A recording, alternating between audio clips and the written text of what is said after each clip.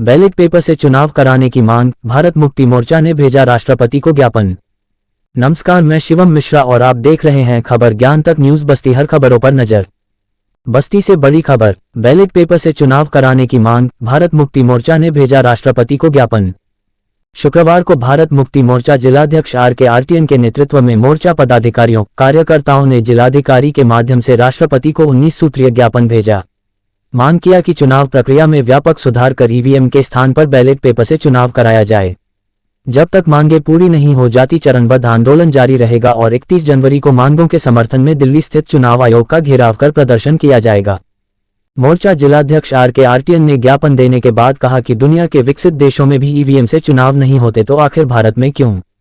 EVM हटाओ, ballot paper लाओ और लोकतंत्र बचाओ अभियान के अंतर्गत देश के जिलों के मुख्यालयों पर भारत मुक्ति मोर्चा के द्वारा भारत का लोकतंत्र बचाने के लिए EVM के विरोध में चरणबद्ध आंदोलन चलाया जा रहा है। जब तक मांगे पूरी नहीं हो जाती आंदोलन जारी रहेगा। कहा कि EVM मशीन के ऊपर से जनता का विश्वास खत्म होता जा रहा है। मशीन में वोटर्स के वोटों का सत्यापन करने का प्रावधान न होने की वजह से, पारदर्शिता न होने के कारण नागरिकों के मौलिक अधिकारों का उल्लंघन होने के साथ साथ लोकतंत्र पर भी खतरा मंडरा रहा है।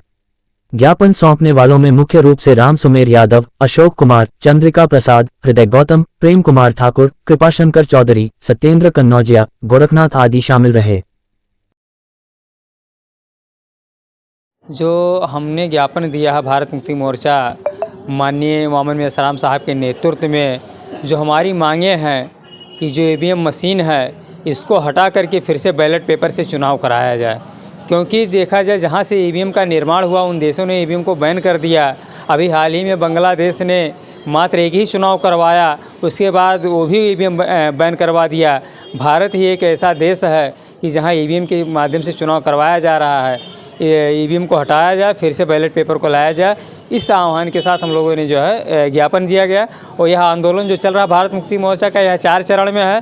पहला चरण आज संपन्न हुआ, दूसरा चरण 10 जनवरी को धरना प्रदर्शन होगा और 14 जनवरी को रैली प्रदर्शन होगा। 31 जनवरी को यदि हमारी मांगें नहीं मानी जा रही हैं तो चुनाव आयोग कार्यालय नई दिल्ली का घेराव किया जाएगा लाखों की संख्या में।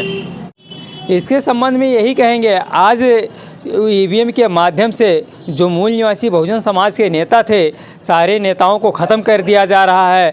और आज उस देश में से बहुत सारी समस्याएं दिखाई दे रही हैं, चाहे महिलाओं के प्रति हो, किसानों के प्रति हो, चौकीदारों के प्रति हो, चाहे आज ड्राइवरों का आंदोलन आप लोगों ने देखा। ये जो सारे समस्याएं देश में निर्माण हो रही हैं EVM के माध्यम कारण ही निर्माण हो रही हैं। क्योंकि सरकार को ये पता है कि ये चुनाव मैं जनता की ओर से नहीं जीत रहा हूँ, हमें तो चुनाव EVM माई के करामात से हम जीत रहे हैं।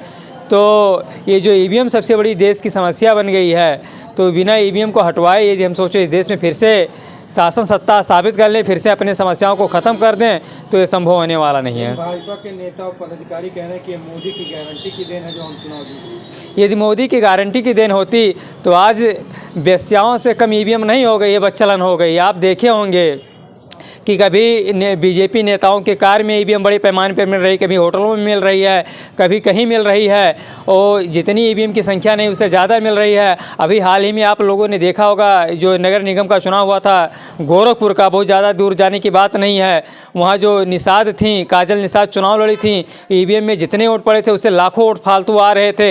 यहाँ तक कि काजल निषाद जलकर मरने जा रही थी, आत्महत्या करने जा रही थी कि EVM के माध्यम से हमको हराया जा रहा था। और फिर बाद में पता नहीं क्या हो, मामला क्यों ठंडा हो गया, आप लोग कुछ बताना है नहीं। जो भी आवाज़ EVM के ऊपर जो भी नेता उठाता है तुरंत उनके ऊपर CBI ED की जांच लग जाती है, जेल जाने की धमकी उनको मिलने लगती है, उसके बाद ख़त्म हो जाती है। मोदी की करामत होती तो आज ड्राइवर जो देखे होंगे सड़क 2-2 दिन तक जाम करके रखे हुए थे, किसानों का आंदोलन सालों भर चला, आज देश में अन्याय अत्याचार बढ़ रहे हैं। तो ये मोदी मैजिक का कमाल नहीं कि मोदी मैजिक का कमाल है।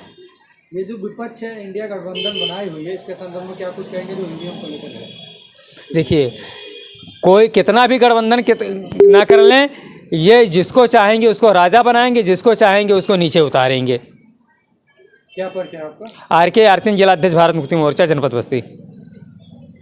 नाम ठाकुर प्रेम नंदवंशी है, मैं जिला अध्यक्ष हूँ राष्ट्रीय पिछड़ा वर्ग मोर्चा जनपद बस्ती से। आज आप लोगों ने जो धरना प्रदर्शन करके ज्ञापन सौंपा, क्या कुछ मांगे आप लोगों की?